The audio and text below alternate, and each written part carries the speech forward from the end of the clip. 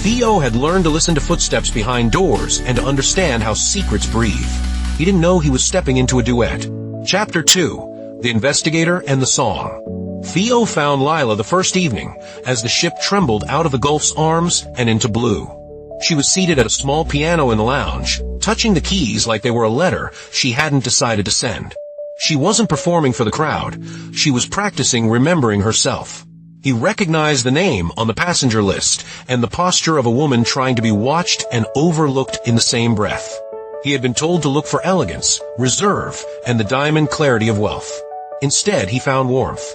Her laughter came easily when the steward tripped, and she pressed an extra tip into the man's palm with a tenderness no diamond ever learned. The first words exchanged were harmless enough. He offered a compliment about the tune, and she brushed it away with a shrug. Her eyes were not the eyes of a socialite pretending at art.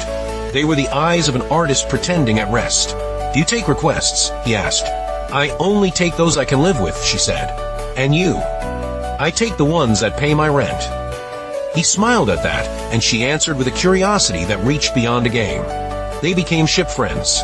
He watched from a respectful distance, sending off small notes to his employer that described a gracious woman occupied with music and fresh air.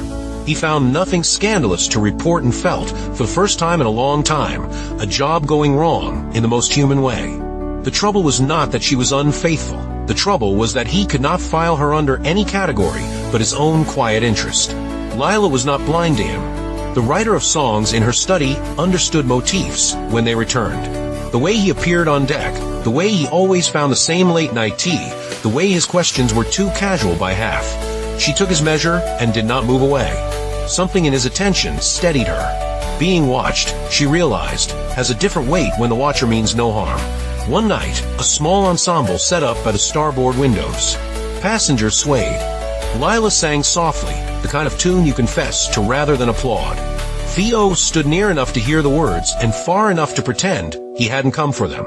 She sang of places the sea keeps secret and lovers who bring their hearts back like maps. He felt, not for the first time that evening, the beginning of an ache that could get a man in trouble.